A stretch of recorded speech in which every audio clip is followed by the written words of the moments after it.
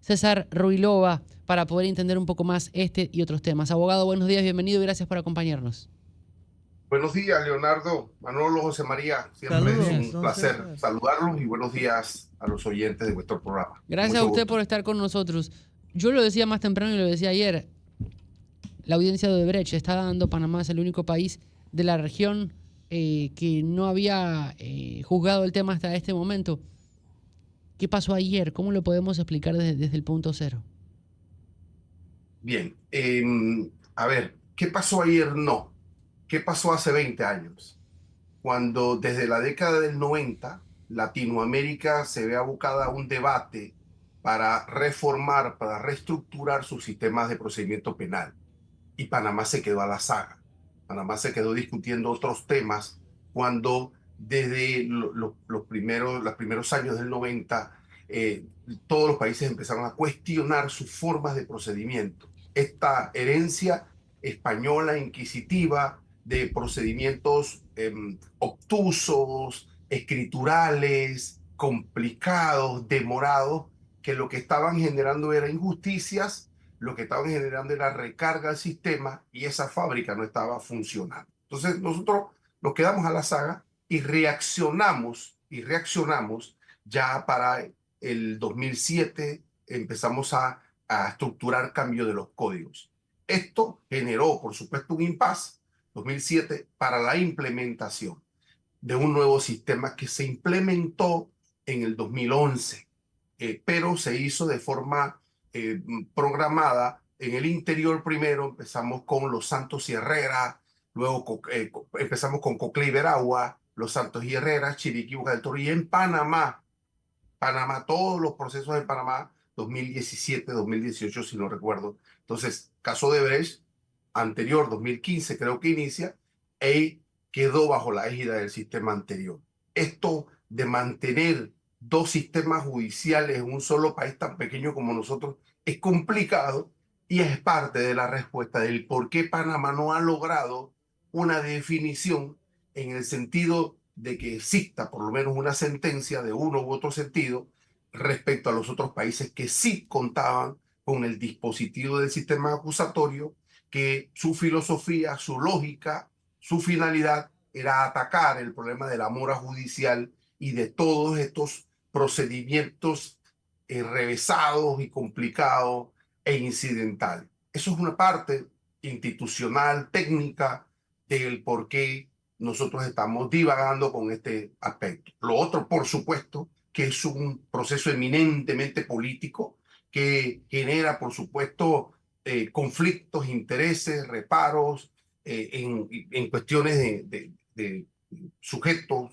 que han tenido y que todavía en alguna forma mantienen su pulso político. Eso también, por supuesto, ha influido también una estructura general, un sistema de justicia nada independiente, que se ha sojuzgado, se ha sometido a esto.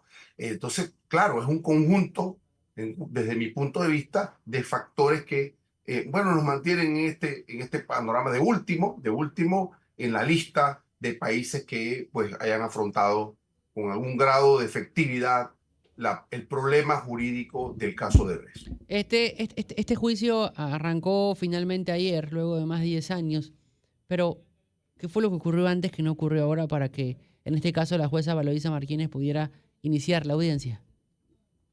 No, las notificaciones, que es parte del protocolo y de la distinción de los procesos, ¿no? Usted en el sistema acusatorio, usted como abogado lo notifican por el celular, a usted le llega un WhatsApp y usted le dicen, abogado Ruilova, usted está notificado para una audiencia el día 15 de enero a tal hora en la sala tal. Queda notificado, se acabó.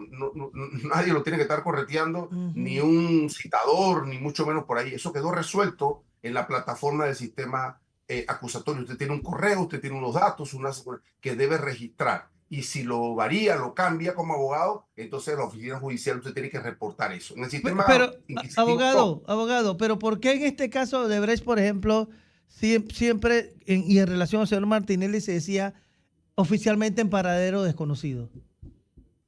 No, lo que he escuchado, porque también no hay que ser muy rígido y prudente en esto, lo que he escuchado es que el señor Martinelli había quedado notificado en audiencias previas. Por algunas circunstancias, no lo sé si no se había notificado, si se había cumplido. Él, en su situación y en su estatus de asilado político, tenía que cumplirse con las reglas del derecho internacional público en el sentido de las notificaciones con las asistencias del otro país donde él está asilado. Pero ahora comprendí, según manifestación de su abogado, que ya él estaba notificado y bueno, se resolvió el problema de las notificaciones. Se resolvió el problema de las notificaciones, uno, y dos, el problema de las pruebas que habían sido admitidas de testimonios que están en el extranjero, en este caso Brasil, y se trató en alguna forma de materializar la posibilidad de que estos testigos pudiesen conectarse, vincularse a la audiencia desde ayer para participar activamente en el mismo. Creo que las anteriores audiencias tuvieron que ver con un problema de notificación y con un problema de la posibilidad material de que los testigos que ya habían sido admitidos por la juez pudiesen ser convocados, notificados al acto de audiencia. Pero comprendimos también que Brasil emitió una sentencia en la que prohibía cualquier posibilidad de que esos testigos en Brasil pudieran participar en Panamá. Una decisión de Brasil y que Panamá pues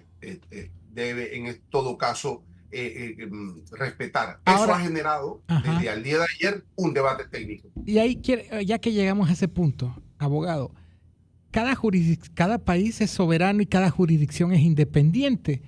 ¿Por qué una decisión, por qué Panamá tiene que acatar una decisión de un juez en Brasil? Yo no llego como juez en Panamá a dar órdenes a la jurisdicción brasileña, ¿o sí? Ya, ok.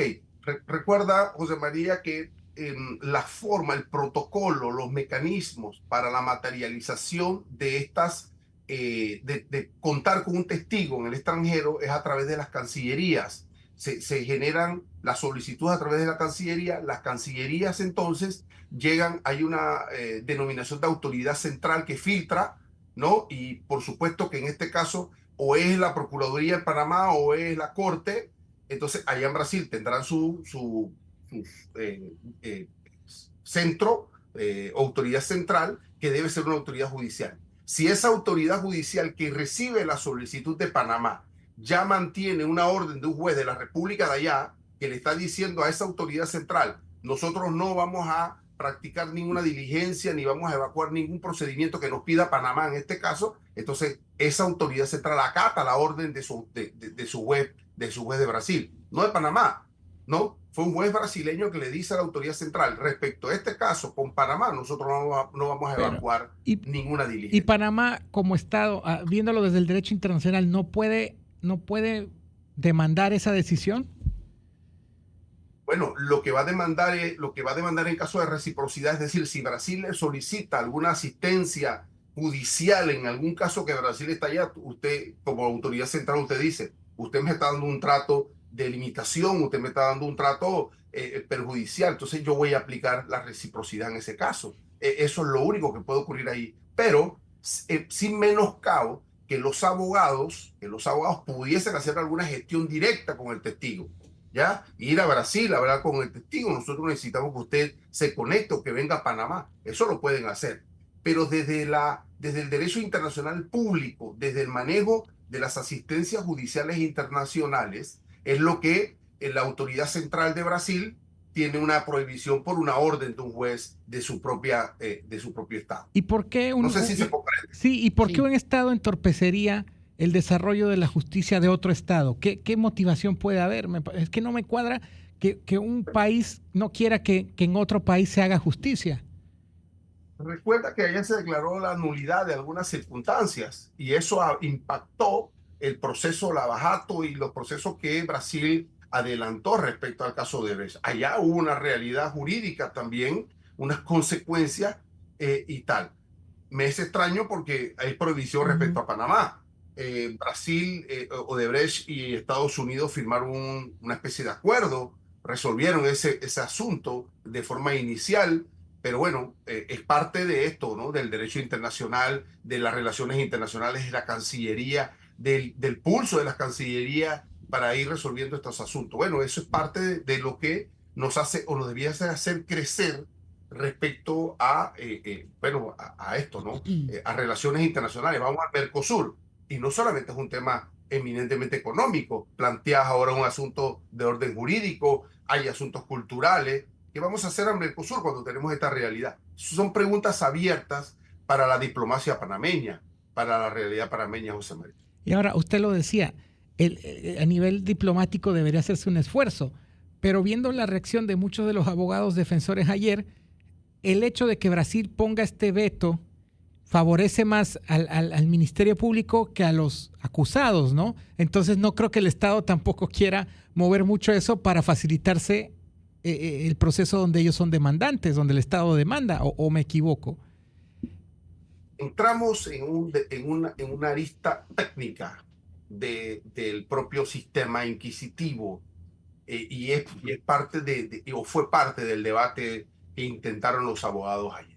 ¿Ya? Y esto pasa por comprender y manifestar que Panamá hoy mantiene dos sistemas avanzando. Sí. Yo creo que esto es inédito ya el siglo XXI. El sistema inquisitivo, que es y el sistema acusatorio.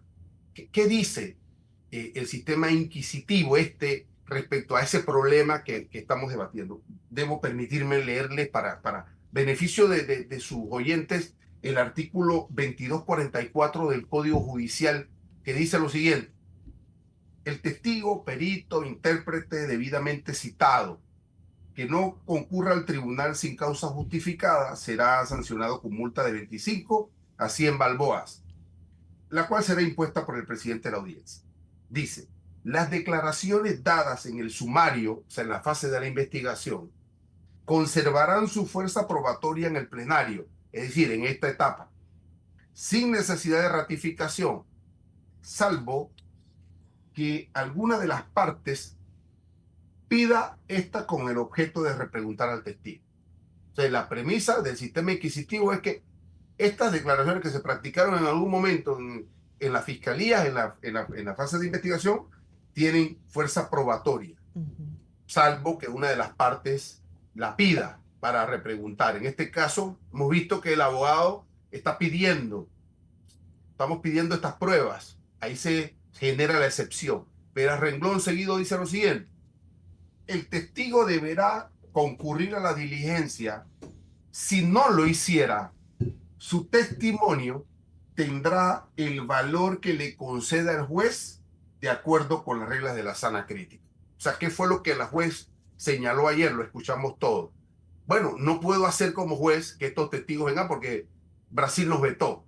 Así que tengo que utilizar el resorte de lo que el código me dice. El artículo 2244 dice que yo tengo que valorar esos testimonios que no van a ser sometidos al contradictorio bajo las reglas de la sana crítica. ¿Qué es eso? ¿Qué va a pasar allí? ¿Y cómo va a ejercer la sana crítica la juez? Bueno, eso está por verse, pero ya lo dijo.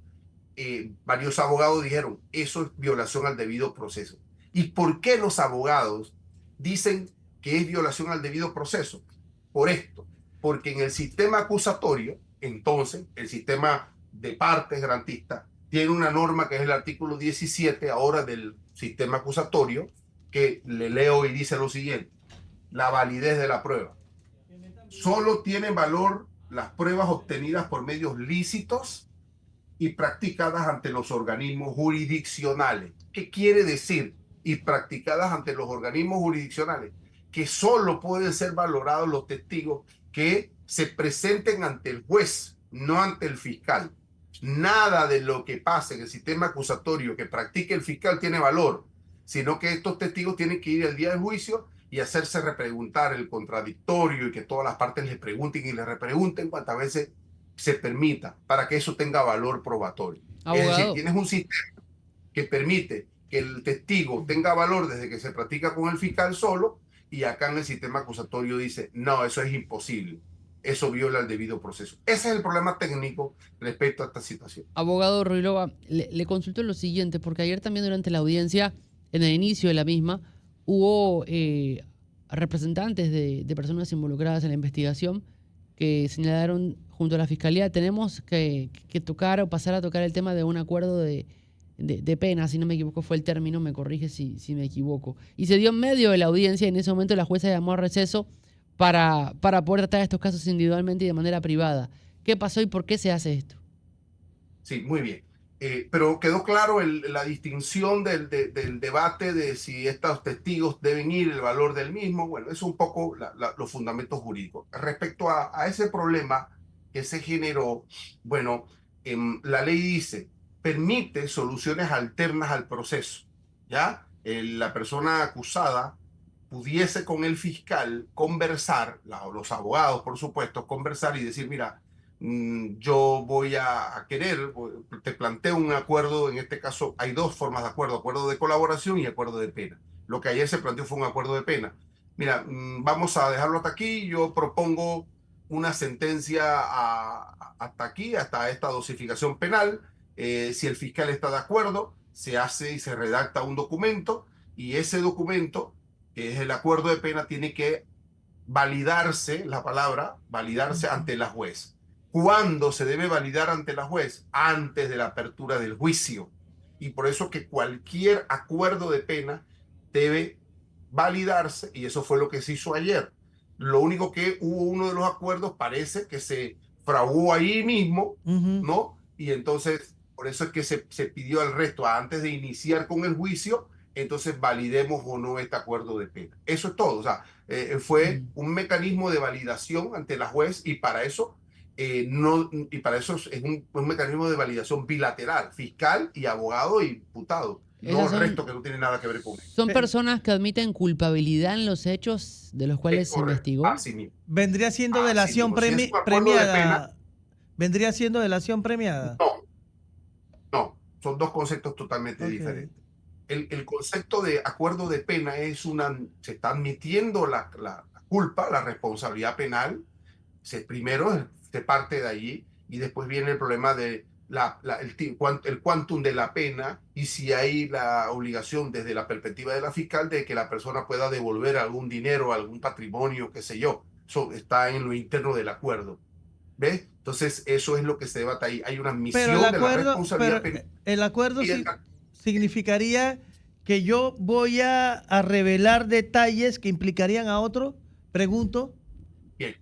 Bien. Este es un acuerdo de pena que termina ahí o debe terminar ahí si es validado por la juez. Si el otro acuerdo de colaboración al que usted se hace referencia es que en la fase de investigación el fiscal dice, mire, aquí hay una persona que está involucrada, conoce, tiene información y yo voy a preferir desde la perspectiva de la fiscalía llegar a un acuerdo de colaboración para que esa persona se comprometa en juicio, que es el caso, por supuesto, de los testigos brasileños, ¿ya? Para entonces abonar a mi teoría fiscal. De eso se trata. No hay admisión de culpa, sino que yo voy a generar, ¿qué cosa? Información valiosa para el fiscal. También voy a generar la posibilidad de ser un testigo de cargo para el fiscal en contra de 1, 2, 3, quien sea. Esos son los acuerdos de colaboración que se deben hacer, insisto, previo ya a el auto de llamamiento a juicio y de cualquier juicio o como este que ya iniciamos ahí. O sea, yo en el acuerdo de pena, yo admito mi culpabilidad y digamos que me reducen la cantidad de tiempo porque le ahorré recursos al proceso, ¿no? Es básicamente eso. Así es, así mismo es. ¿Y qué pasa con Así estas mismo. personas? Digamos que el caso avance y busquemos los dos escenarios. Por un lado, que muchos digan el caso se cae por X o Y motivo, sin entrar en términos legales. ¿Qué pasa con esa persona que hizo acuerdo de pena? Y por el otro, ¿qué pasa si el caso llega a un fin y existen personas que terminan siendo condenadas con sentencia en firme? Sí, si usted genera un acuerdo de pena, se acabó el proceso hasta allí. Es decir, lo que corresponde respecto a usted es verificar entonces la pena, cómo se va a ejecutar, si van a generarle un reemplazo de la pena, si debe pagar una multa. Ya lo que ocurra posterior ya no le impacta a usted. Si hubo una nulidad, si hubo una sentencia de no culpabilidad o de culpabilidad, eso es inoponible a usted. Ya usted finalizó su proceso y se debe concentrar en el problema de la ejecución de las sanciones penales a las cuales usted firmó y llegó a un acuerdo. Hasta ahí llegó. Ni le perjudica ni le beneficia lo que ocurra posterior. Por eso que se valida ante el juez para que la juez verifique que no hubo ningún tipo de coerción, que la persona entiende lo que está ocurriendo allí, que está consciente de eso y nada, se firma y se ejecuta. Por eso que se hace una audiencia previa bilateral respecto a las personas involucradas en dicho acuerdo. Ahora, hasta ahí llega eso. Lo que usted comentaba de que los abogados estaban argumentando que, o sea, estaban mostrando su rechazo al hecho de que no se pudiera cuestionar a los testigos brasileños y demás por el veto de Brasil. Quizás en esta instancia la jueza lo permite, le da valor a ese testimonio, pero eso sí podría afectar en caso de apelaciones y en segundas y terceras instancias, ¿no? Porque el criterio de los jueces podría ser distinto. Claro. Bueno, ¿cómo va a valorar la juez estos testimonios? Está por verse. ¿Y cuándo va a ocurrir eso? Cuando ella emita la sentencia.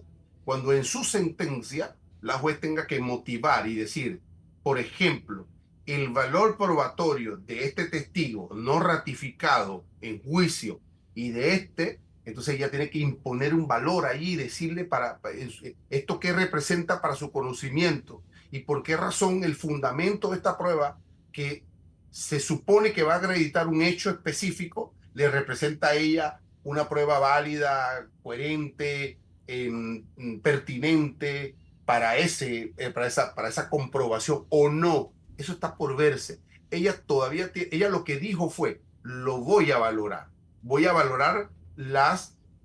esos testimonios en virtud de la regla de la sana crítica. Es decir, ahora cuando le corresponda a la juez, entonces tiene que aplicar la regla de la sana crítica. ¿Qué es eso? Bueno, tendremos nosotros que hacer no un programa para hablar de la sana crítica, sino creo yo que un mes para ir comprendiendo qué significa eso. Pero eso debe quedar constatado en la sentencia. Y a su pregunta, José María, entonces, su valoración, la valoración que ella haga, entonces el juez, el abogado, defensor o el fiscal en todo caso, si le perjudica jurídicamente esa ponderación, entonces se apela y se presenta un argumento jurídico respecto a la inconsistencia.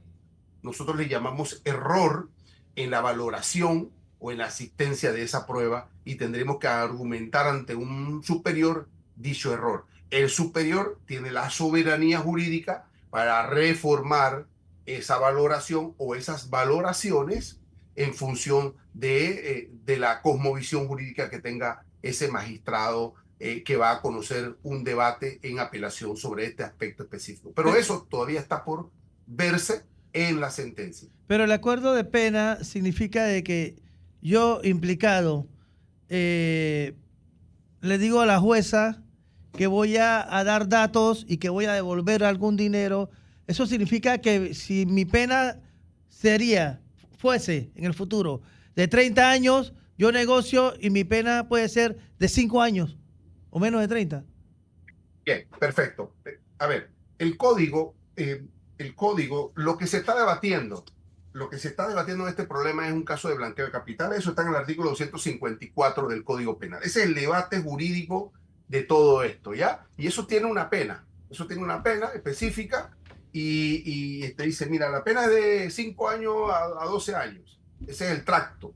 Usted, si está acusado de un caso de blanqueo de capitales, usted debe saber que por ahí va, dentro de ese margen.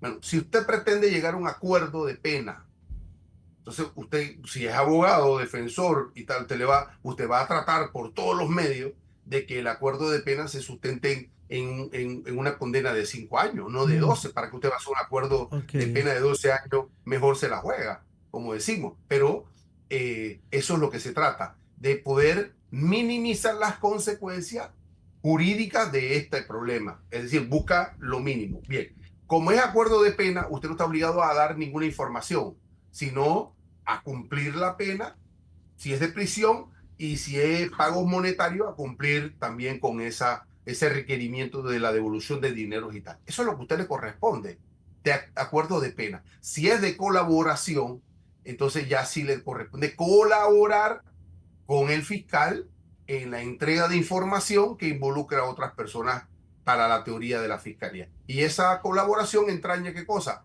Presentarse al juicio y generar un testimonio en función de de la información que usted otorgó. Esa es la colaboración. En la colaboración no hay sanción penal ni admisión, sino entrega de información. Entrega de información. Por eso que hay dos tipos de acuerdos, de pena y de colaboración. Y ahora, lo que ayer se enteró fueron acuerdos de pena. Abogado, ayer fue la primera jornada y a veces pasa por el tema de los medios, pasa por el mundo en que vivimos. La gente piensa que esto va a ser rápido. Con un expediente, con tanta gente involucrada, con tantos tomos, eso, la primera audiencia de cuántos meses posiblemente, ¿verdad? La gente tiene que hacerse a la idea de eso, que no va a ser rápido. Claro. Es cierto. Bueno, es parte, ¿no? del asunto. El juicio de la historia, el histórico. Bueno, nos vamos adornando un poco esto y perdemos la perspectiva de lo que significa y del contexto de este debate, que es un tema técnico jurídico que pasa por ello. Y lo primero que yo aconsejaría es la definición de los roles en este escenario, ¿ya? Ustedes han notaron ayer la necesidad y la obligación de la juez de adelantar, de direccionar para la redundancia, directora de este problema, avanzar, que se avance.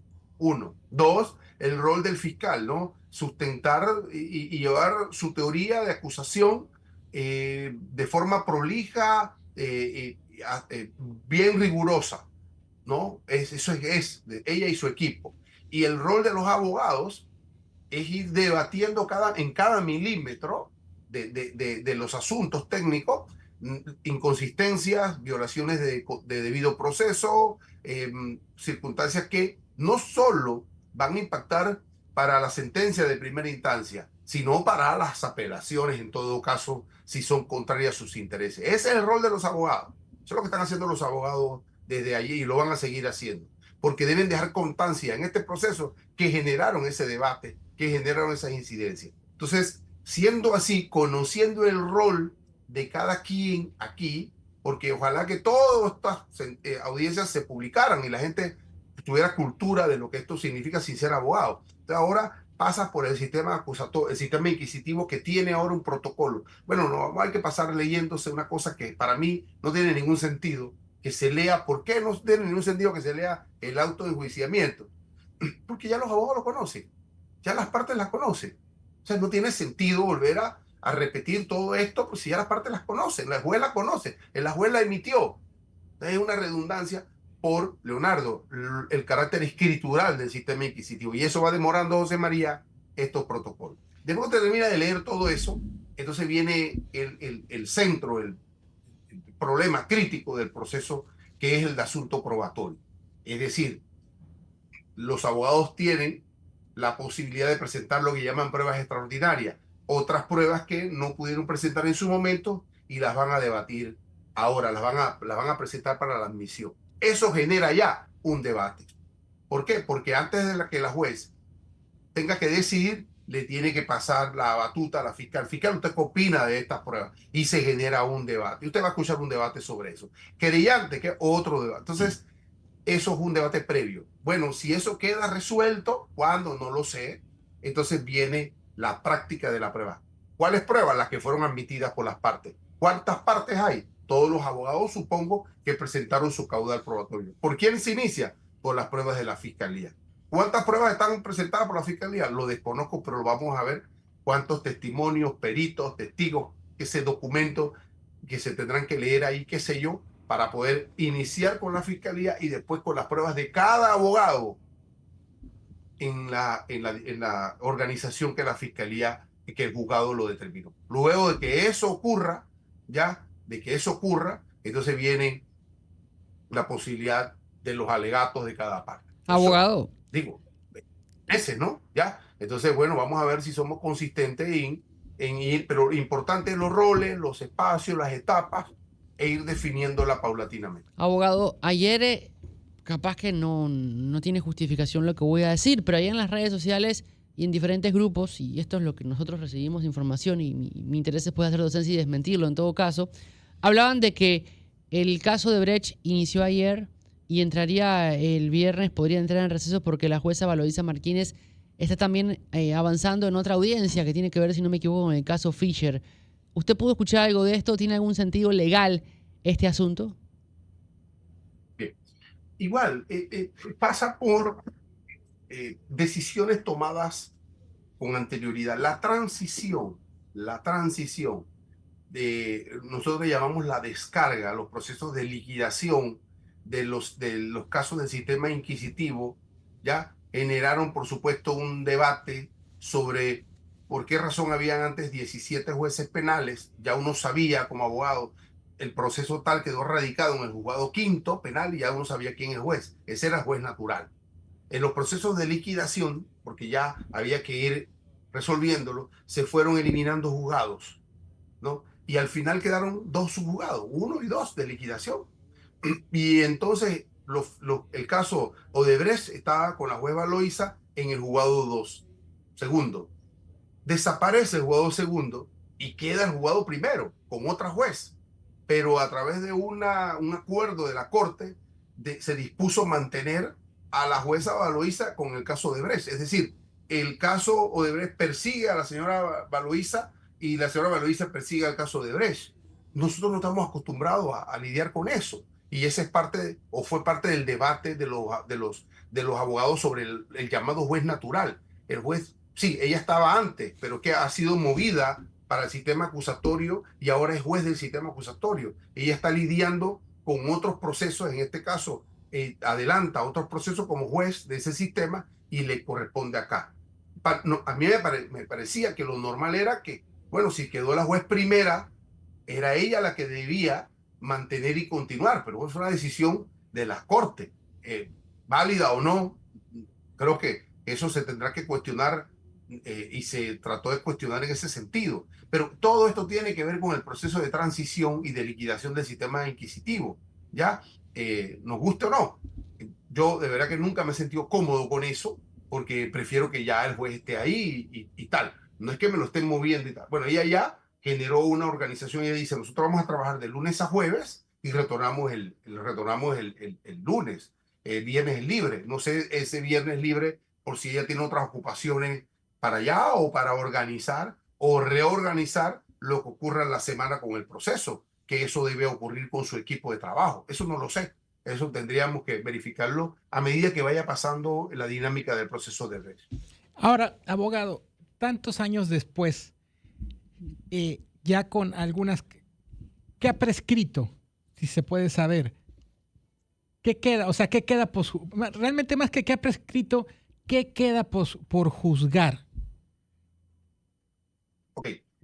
A ver, el problema jurídico, el núcleo del debate jurídico es una investigación por blanqueo de capital, un delito complejo, ya que tiene muchas aristas. Y entre las aristas que tiene el delito de blanqueo de capitales, propone en su lectura que exista lo que nosotros llamamos un delito precedente. Es decir, si se generó algún tipo de dinero, patrimonio, ya como consecuencia de ese delito precedente, es decir, si hubo, en este caso se habla de corrupción internacional, se habla de peculado, ya, bueno, esos son los delitos precedentes que generaron, ¿qué cosa? El dinero para que se blanqueara, ya. Eso es la connotación de un delito de blanqueo de capitales. Hubo una corrupción internacional, hubo un peculado, eso generó una especie de coima, de sobrecosto, dependiendo de cada caso. Ese dinero llegó a cuenta de gente, y por aquí pasó, llegó por acá, en lo que llamaron direcciones estructuradas y tal cual. Bueno, los abogados en algún momento, no estoy en el caso, propusieron que esos delitos precedentes, por lo menos el de la corrupción internacional, habían prescrito. El delito precedente. Es decir, tratando de mellar la estructura del blanqueo de capital. Es decir, si una de las estructuras de los cimientos de las vigas de amarre del blanqueo de capital ya prescribió, entonces se cae el caso, el delito como tal. Es parte de un argumento, ¿ya? Es parte de una estrategia jurídica. Bueno, lo que es cierto es que hubo un autollamamiento a juicio, creo que fue en el año 2022, Y ese autollamamiento a juicio interrumpió la prescripción del blanqueo de capitales. Es decir, si el blanqueo de capitales tiene una prescripción de 12 años, bueno, apenas estamos en el 26 y han pasado 3 años y alguito desde esa interrupción, así que está lejos de prescribir el delito de blanqueo de capital en este caso. O sea que no hay riesgo de una prescripción porque fue interrumpida desde el año 2022. Ese es el debate a propósito y que hubo ya incidente ante la juez de que prescribió o no prescribió. Ese debate se dio antes del autollamamiento a juicio, antes del 2022, y la juez dijo, no, esto no va a prescribir porque la pena es de 18 años, porque está hablando de un concepto de delito continuado. Esa fue la teoría de la juez, en todo caso.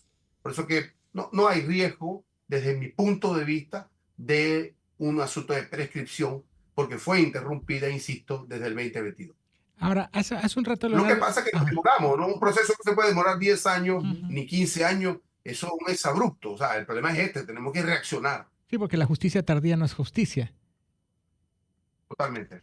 Leonardo le preguntaba hace un rato qué pasaba si se anula el proceso con los que han hecho acuerdos, y yo creo que ya sé por dónde viene. Se refiere quizás al antecedente más reciente, que es el caso del PAN y de los granos, donde Mario Martinelli había hecho un acuerdo donde había admitido la culpa, y como el proceso se anuló, entiendo que también todo lo que tenía al señor Mario Martinelli también pues moría ahí, ¿no? Es lo que entendemos. Estas son las rarezas de nuestra justicia, José María. Estas son las rarezas de la justicia. El finiquito, esa validación es una sentencia. En la validación que realiza una juez de un acuerdo de colaboración o de un acuerdo de pena es una sentencia. No se dice sentencia, ese acuerdo es una sentencia. Le pone fin al proceso respecto a su persona. Y debe existir la seguridad jurídica, no la certeza de que eso genera un efecto, y debe generar un efecto ya con independencia. Usted firmó, usted cortó el proceso, lo demás no le perjudica, no le debe perjudicar. Es decir, si hubo entonces una revisión que aumenta las condenas y tal, entonces le perjudica a usted. No, por eso que usted tiene que tener certeza del instituto del acuerdo, tiene un sentido. Si no, no tuviese ningún sentido. No tuviese sentido para la fiscalía permitir entonces un acuerdo de pena si la corte se lo anula por allá y lo aniquila. Pero bueno, estas son cosas que tenemos que mirar. Perversas y tal. Pero bueno, cada uno debe ser responsable, José María. Abogado, sí, Chema. Pero eso pone un antecedente para el sistema y podría abrir la puerta a otros casos similares, ¿no? Por supuesto, un antecedente funesto, sí, claro, por supuesto que sí. Por un antecedente que no es una jurisprudencia, porque no hace doctrina probable, pero es esto, ¿no? O sea, estas cosas donde se involucran actores políticos, donde se pone en tela de juicio la independencia judicial, esto, bueno, nos pone en perspectiva de la salud de la justicia, nos pone en perspectiva de la salud de la relación de la política y el derecho, y por supuesto de la cascareada democracia panameña, ¿ya? Bueno, esto nos pone en un debate, y una perspectiva de lo que debe ser justo, de la ley justa, del sistema justo para todos, pero no es así, y el que dice que es así es un hipócrita. Entonces, ocurre, pero ya no hay más cuestionamiento, porque nuestra cultura no pasa por insistir en esos problemas, que son problemas estructurales, son problemas reales, ¿ya? Es decir, usted tiene un vínculo y usted tiene un poder, la justicia lo salva. O usted no tiene eso, entonces usted va por una mazmorra. Esas son realidades de este país. Y bueno, ¿cómo vamos a afrontar esto y cómo lo vamos a hacer? No lo sé. Con política, no creo. Abogado, usted lo respondía hace instantes, pero los tiempos de la justicia van a un ritmo y los tiempos de la ansiedad de la población van a otro. 10 años demoró en iniciar esta audiencia de Odebrecht en Panamá. ¿Qué tiempo se puede promediar que pueda durar esta audiencia? Porque me acuerdo del caso Blue Apple demoró semanas en tener algún tipo de resultado. Bueno, no pudiese pronosticar los tiempos. Lo que pudiésemos madurar es la idea de ir verificando cuando le pregunten del listado de pruebas de la fiscalía, saber más o menos cuántos testigos hay. Esa nos va a dar una dimensión, ¿ya? tal. Eso se va a leer previamente. ¿Por qué? Porque la fiscal dice, usted tiene 30 testigos, ¿cómo lo vamos a ir evacuando? Y usted dice, bueno, 30 testigos ya te da un margen de semanas, ¿no? Y también los abogados, ¿cuántos testigos tienen? Todo eso te va generando la posibilidad de ir midiendo en tiempo como que ocurre aquí, ¿ya? Pero lo importante, Leonardo, ahora es lo siguiente desde mi perspectiva. El proceso de Brecht tiene que generar, como cualquier otro proceso, un resultado, una sentencia, una decisión. Lo primero que debiese ocurrir sobre esa decisión es lo siguiente. No puede pasar o no debería pasar que culmine el proceso de Brecht y entonces esperemos que pasen 6 meses, un año y la juez no emita una sentencia. Eso sería perjudicial, dejar ese limbo y ese lapso de tiempo respecto a la decisión que la juez debe ofrecerle al caso de Brecht. Y cuando hablo de decisión, ¿hablo de qué? De la sustentación jurídica de la inocencia o de la responsabilidad, dependiendo de cada circunstancia específica. Uno, eso es fundamental. Lo otro, transparentar el sistema. O sea, es decir, aquí la población, yo no sé si la gente tiene ansias o no, no lo sé. No sé si esto es un asunto de abogado o de un sector de la población, pero los que van a ver el caso de Brecht deben sentirse que son parte de esa justicia panameña, que son parte de, ¿no? Y que se tienen que ver representados o no allí y poder emitir un concepto lo más objetivo posible, no político, si me gusta este, si me gusta el otro, sino de los roles que cada parte ahí ha generado. Y poder entonces, ¿qué cosa? Decir, nosotros medianamente creemos en la justicia porque estamos viendo públicamente lo que está ocurriendo allí. No nos echaron cuento, no nos están diciendo que el fiscal dijo esto, hizo esto, o que la juez dijo esto, o no, estamos viendo.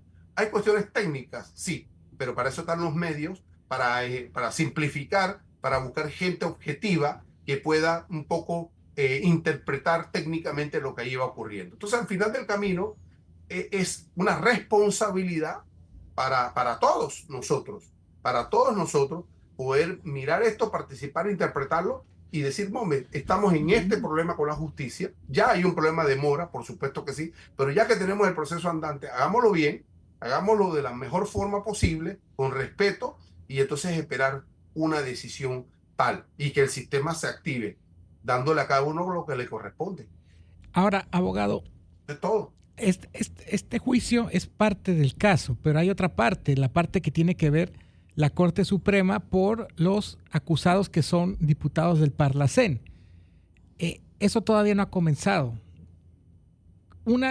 El destino, el rumbo que tome un juicio pudiera incidir en el otro, pudieran encontrarse sentencias distintas y lo otro.